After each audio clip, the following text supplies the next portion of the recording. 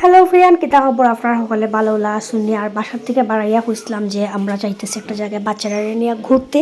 আর আপনারা অবশ্যই পরবর্তী ব্লগে আমি শেয়ার করবো। তো ভাবলাম আপনারা যেহেতু কথা দিছি যে আপনারা শেয়ার করবো কই যেতেছে বাচ্চারা নিয়ে, তো আমরা আইসি একটা পার্কে।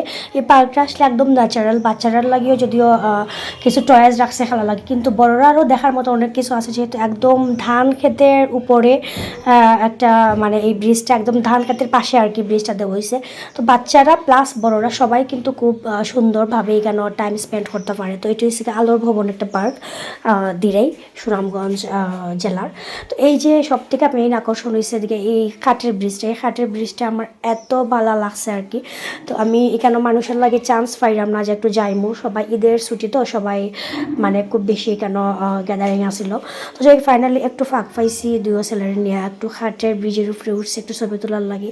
তো এদিকে যেহেতু আমরা আগে অনেক মানুষ গিয়া দাঁড়াই রয়েছে, তারা তো আগে স্পেস দেওয়া লাগবে, কিন্তু আমার ছোটো ফুলা তো মানে একদম নাচের বন্ধ হে আগে আগে গিয়া ছবি জড়িত কেন।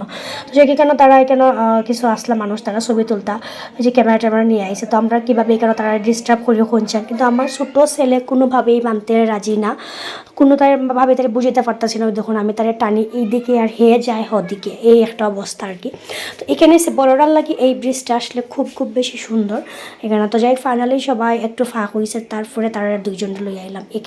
তো নিচে মাঠ ধানকে, তার উপর থেকে কাঠের ব্রিজ, খুব সুন্দর। আর পুরা পার্কের মতো তো বাচ্চারা লাগে অনেক। যে এদিকে রাস্তাও আছে, এই রাস্তা দিয়ে কিন্তু আমি আমার বাবার বাড়ি যাই, ঠিক আছে। তো ওই যে এই পুরা পার্কটা একটু ঘুরতেছি আর কি আমি। এখানে ছবি টবি তোলার মতো জায়গা আছে, মানে একদম ন্যাচারাল ভিউ যেটা হয় আর কি। তো সম্পূর্ণ পার্কটা আমি একটু ভাবতেছি একটু ঘুরি, কেতা কেতা আছে একটু দেখি। এর আগে অলরেডি আমি আইসি, তো কেন যেহেতু ছুটি চলতেছে অনেকেরই, সবাই বাচ্চা কাচ্চা নিয়ে ঘুরতে আইসে। এই যে আমার হাজব্যান্ড আর দুই বাচ্চা তারার মতো ঘুরতেছে। মাঝে মধ্যে একটু লক্ষ্য রাখি কোন দিকে যায় না যায়, দুইজনই মিললা। তো ঘুরতে ঘুরতে হঠাৎ থেকে একটা দোলনা, ভাবলাম একটু ফাঁক পাইছি, দোলনার মাঝে একটু উঠি।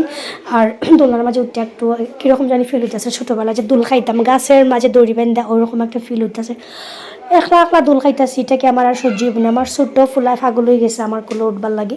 তো যাই হোক, ছোটো ফুলার দোল খাওয়ানোর পরে বড় ফুলা দোল খাইতেছে, মানে মা যেখানে যাইব তারা এখানে যাইব। তো যাই দুইও ছেলের লিয়া বাক্কার সময় দোল টোল খাইলাম।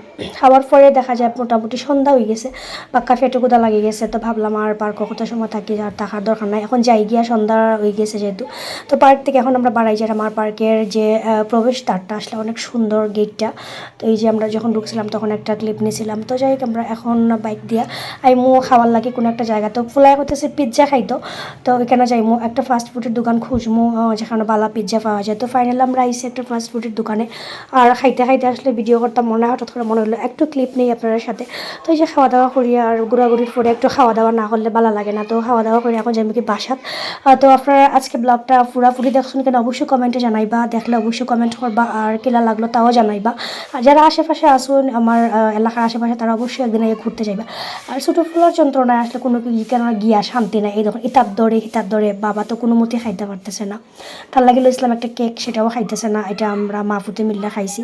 আর আমার হাজব্যান্ড আসলে ফাস্ট ফুড খুব একটা বেশি পছন্দ করে না। তো যাই হোক, সবাই ভালো থাকবা, সুস্থ থাকবো, দেখা হইব নেক্সট কোনো ভিডিওতে।